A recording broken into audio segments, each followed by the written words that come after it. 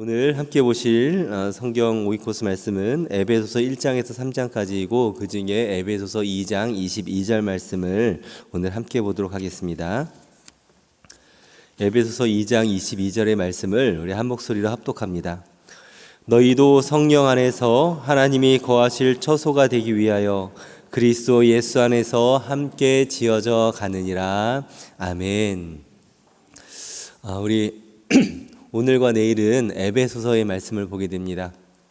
어제와 그제는 갈라디아서의 말씀을 보았는데 갈라디아서는 바울이 1차 전도 여행 때 복음을 전한 곳이었죠. 거기에 반해서 에베소서는 2차 전도 여행 때 이제 지나가다 그곳에 들려서 선교를 해서 교회를 개척하고 또 3차 여행 때는 그곳에 잠깐 들린 것이 아니라 자그마치 3년이나 머물면서 교회를 세운 곳입니다. 바울이 이렇게 어느 선교 여행을 다니면서 오랫동안 머물면서 선교한 곳이 두 군데가 있는데 첫 번째가 에베소 교회 3년이고 그 다음 고린도 교회에 1년 6개월을 선교했습니다. 사실 3년을 머물면서 선교했으면 그것은 선교 여행이라고 하기보다는 거주하면서 정착해서 선교를 한 것이죠. 그만큼 바울은 에베소 교회에 애정을 가지고 또 자기의 시간과 전도하러 다닐 곳이 많은데도 불구하고 에베소에 많은 시간을 살면서 또 선교를 했다는 것입니다. 왜 그렇게 오래 거주했을까요?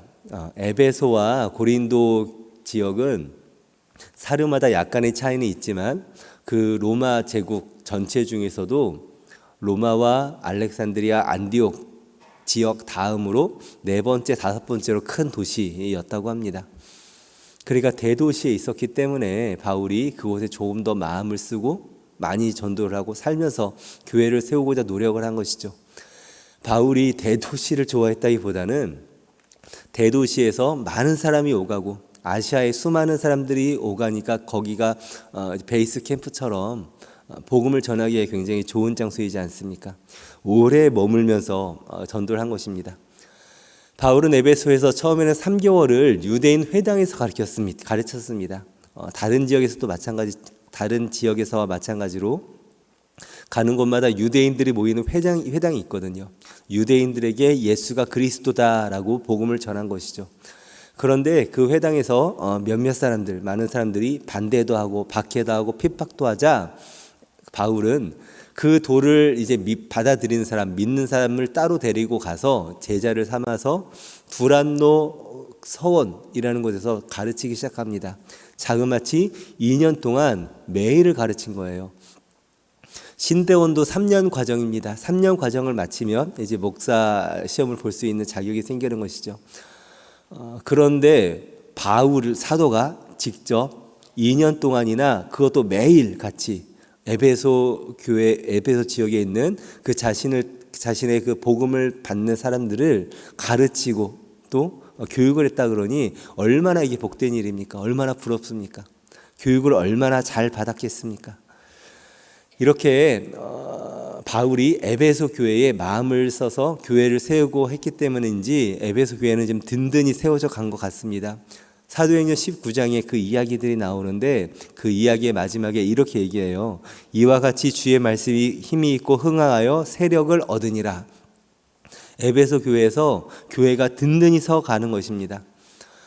바울이 이렇게 에베소 교회에 특별한 애정을 품고서 세웠는데 그 에베소 교회를 특별히 사랑한다는 마음이 어디서 더 드러나냐면 바울이 마지막 3차 전도 여행을 하고 그리고 이제 마게도냐 지역을 들렸다가 성령의 감동을 주셔서 예루살렘으로 가야겠다라고 이렇게 합니다. 그런데 예루살렘으로 가는 길이 어렵죠. 가면은 그 이후에 로마로 압송되고 끌려가기 때문입니다. 그래서 바울은 예루살렘으로 가는 길 중에 밀레도라는 곳에 머물렀을 때에 일부러 거기를 들려서 에베소 장로들을 초청합니다. 장로를 초청한다 이러면 우리가 흔히 익숙한 이렇게 나이가 많으신 그 무게감 있는 중후한 그런 분 생각하겠지만 바울이 3년 동안 가르치고 세운 그 제자들이지 않겠습니까? 그들을 불러 모아서 마지막 고별 설교를 하는 것이죠. 거기서 유명한 이 얘기를 하지 않습니까? 보라, 이제 내가 성령에 매어 예루살렘으로 가는데 거기서 무슨 일을 당하는지 알지 못하노라. 오직 성령이 각 성에서 내게 증언하여 결박과 환난이 나를 기다린다고 하나. 오직 성령이 나에게 결박 환난이 기다린다고 하나. 그 다음에 무엇이라고 하냐면 내가 달려갈 길과 주 예수께 받은 사명 곧 하나님의 은혜의 복음을 증언하는 일에는 나의 생명조차 조금도 귀한 것으로 여기지 아니하노라 라는 순교의 마음으로 그 말을 에베소 장로들에게 하고 마지막 유언과 같은 또 인사를 하고 격려를 하고 작별을 하는 장면이 사도행전 20장에 나옵니다. 제자들이 그 장로님들과 그 바울이 서로 무릎을 꿇고 기도하고 목을 끌어안고 입 맞추고 울며 이런 석별의 정을 나누는 것이죠. 얼마나 특별합니까? 그 마지막 이야기를 마치고 바울은 이제 예루살렘으로 가서 결박되어서 로마까지 압송되어 가는 것입니다. 정말로 바울과 에베소 그 교인들 간의 관계가 특별하게 여기지지 않습니까? 이처럼 에베소 교회는 바울이 애정을 가지고 세운 교회입니다. 이후의 기독교 역사 속에서도 그 에베소 교회에는 뭐 폴리캅이라든가 이레니우스 등 굵직한 교부들이 그 교회를 계속 이어 나갔고 목회를 했고 또 431년에는 교회사의 아주 중요한 회의를 그 에베소에서 할 정도로 자리를 잘 잡은 교회입니다. 이 에베소 교회가 또 어디 나오냐면 계시록에 나와요. 계시록에 나오는데 이런 칭찬을 받죠. 너가 자칭 사도라 하는 자들의 거짓된 것을 드러내었다라고 이야기한다는 겁니다. 그러니까 거짓 선지자들이나 잘못된 어제 말한 유대주의 이런 각종 잘못된 교리들이 들어왔는데 에베소 교회는 신학이 잘 정착돼 있어서 그런 잘못된 거짓 사도들을 다 물리쳤다는 거예요. 안전하다는 것이죠. 그 정도로 에베소 교회가 신학이 잘 발달되어 있었음을 우리가 알 수 있습니다. 그런데 에베소 교회가 칭찬만 받았을까요? 계시록에서 한 가지 지적을 당합니다. 그것이 뭐냐면 너희가 잘 하였는데 인내와 그런 것으로 잘 신앙도 지켰는데 한 가지가 부족한데 뭐냐면 너가 처음 사랑을 버렸다라는 거예요. 사실 우리가 모든 걸 다 한다고 해도 하나님에 대한 사랑을 잃어버렸다 하면 다 잃어버린 것 아닙니까? 근데 첫사랑을 잃었다라는 말은 이 처음 사랑이 무엇인가는 명확하게 나와 있지 않지만 우리는 두 가지로 생각해 볼 수 있죠. 하나님을 향한 사랑이거나 이웃을 향한 사랑일 것입니다. 그런데 성경을 보고 이렇게 상황을 보다 보면 에베소 교인들이 하나님에 대한 사랑을 잃어버린 것만 같지는 않아요. 그러니까 순교를 하기도 하고 목숨을 바쳐서 교회가 잘 세워진 것이죠. 무엇을 잃어버린 것일까요? 처음 사랑을 잃어버렸다는 것입니다. 처음 사랑. 예수 그리스도를 믿고 그 복음의 기쁨을 알고 함께 고난을 당하고 바울과 같이 목을 끌어 안으면서 함께 울어주던 그 사랑, 따뜻한 사랑을 잃어버린 것, 초기의 열정과 그런 사랑을 잃어버린 것 아닐까라고 생각되는 것이죠. 에베소 교회는 초대교회 때 어떤 신학적인 기초 안에서 이단들과 싸우면서 이것이 옳다 저것이 옳다 그러면 안 된다 이런 교리가 잘 정립되어 있습니다.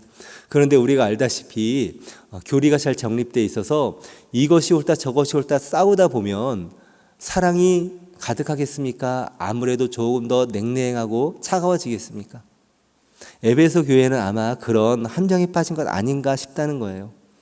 열심과 지식이 쌓여질수록 점점 완벽을 추구하게 되고 그러면서 불완전한 사람, 부족한 사람, 잘못된 사람을 비난하고 지적하고 정죄하고 그런 연약한 사람들을 품어주거나 인내와 사랑으로 끌어안아주기보다는 이것은 잘못됐다, 이것은 그르다, 이렇게 해야 된다라는 어떤 생명력을 얻고 마음이 차가워진 긍휼은 없어지고 규율만 가득한 그런 교회가 돼간 것 아닌가라고 추측해 볼 수 있다는 것이죠.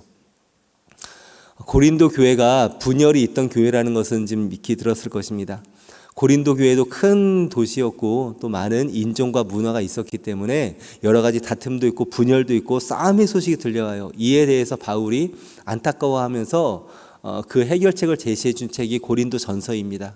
교회 안에 이런저런 분쟁이 있구나 하면서 하는데 바울이 고린도 교회 1년 6개월을 상주하면서 세운 교회인데 그렇게 싸우고 다투니까 얼마나 마음이 아프겠습니까?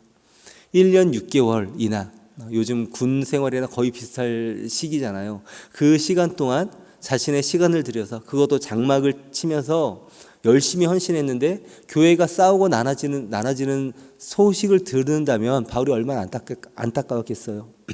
에베소도 이렇게 큰 교회이기 때문에 큰 교회이고 또 정말 다양한 문화, 수많은 아시아인들 모여 있는 유대인과 헬라인 다 모여 있는 교회이기 때문에 분열의 조짐이 보일 수 있습니다. 그래서 바울이 아마 높아심에 고린도 교회처럼 될까봐 에베소 교회에 편지하면서 교회란 무엇인가에 대해서 잘 알려줘요.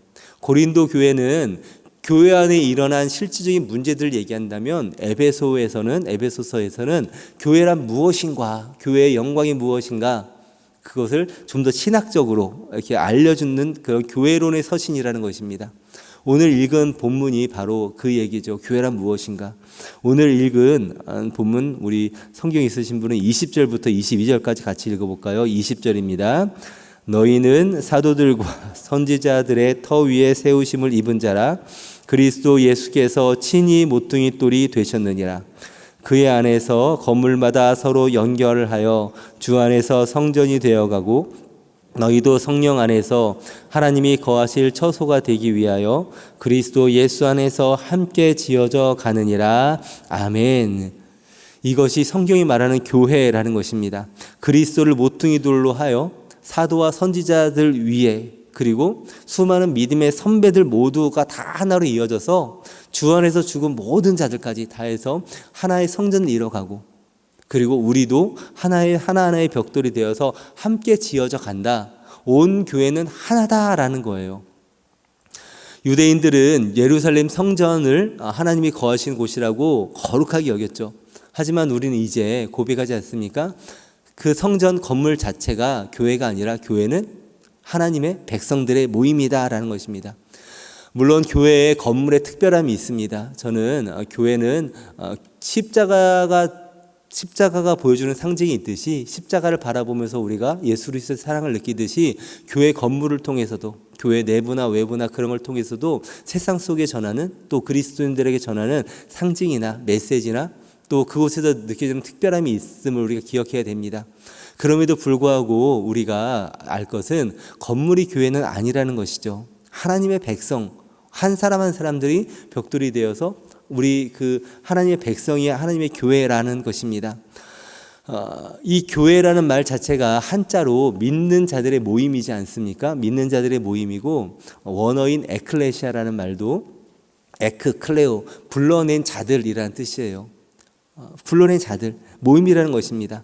그래서 어떤 믿는 자들의 모임이라는 개념이 중요하지만 하지만 주의할 점이 있습니다. 믿는 자들이 모였다고 해서 다 교회인 것은 아니죠. 교회가 교회되기 위해서 가장 중요한 것은 믿는 자가 모이는 것보다 더 중요한 게 무엇이냐? 바로 하나님이 그곳에 거하시는가? 하나님의 처소인가? 하나님의 계신 곳이 교회라는 것입니다. 구약시대에는 성전이 하나님이 계시는 곳이니까 그 영광이 임하시는 곳이니까 그곳이 성전인 것이고 이제 하나님께서는 오늘 본문처럼 하나님의 처소가 되기 위하여 만들어 간다. 하나님이 거하시는 곳, 그것이 하나님의 교회라는 것입니다. 너희도 성령 안에 하나님의 거하실 처소가 되어 간다. 우리 가운데 성령이 거하시는 처소가 되어 가는 것이 교회를 교회답게 한다는 것이지요. 마태복음 18장 20절에도 예수님 말씀하십니다. 두세 사람이 내 이름으로 모인 곳에 내가 그들과 함께 있느니라. 예수님이 계신 그곳이 하나님의 처소라는 것입니다. 그렇기에 우리는 홀로 있는 것이 아닙니다. 너희가 있다는 것은 공동체이지 않습니까? 함께 있는 곳에 성령님이 함께 하신다는 것이죠. 함께 지어져 간다라고 이야기합니다. 함께 지어져 간다. 지어져 간다는 말의 의미가 뭡니까? 아직 완성이 되지 않았다라는 거예요. 지금은 공사 중이라는 것입니다.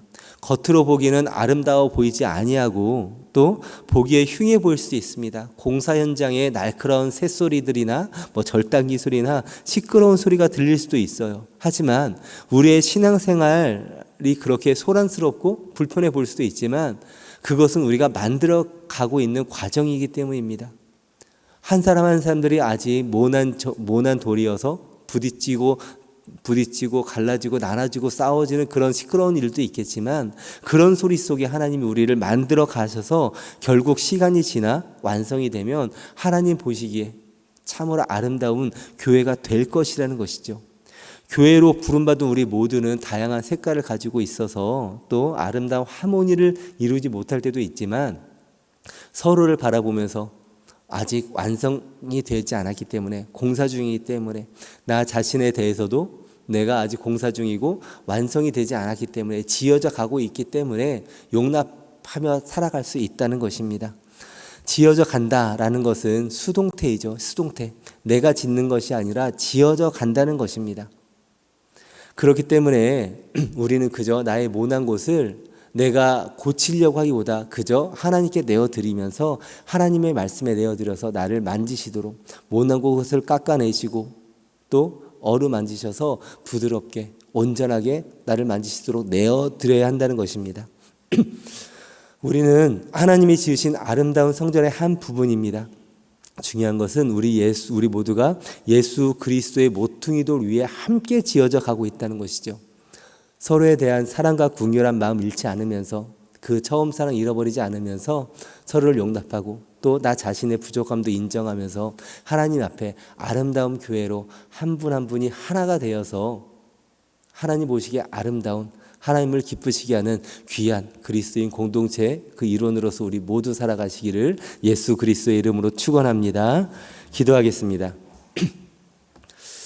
은혜 하나님, 저희를 주님의 거룩한 성전으로 부르시고 예수 그리스도라는 견고한 모퉁이 돌 위에 세워주시니 감사드립니다.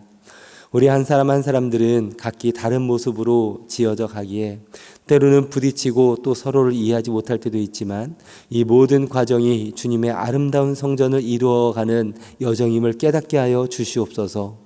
서로 사랑하며 궁휼한 마음 잃어버리지 않게 하여 주시고 서로를 귀하게 여기며 받아들이게 하여 주시옵소서.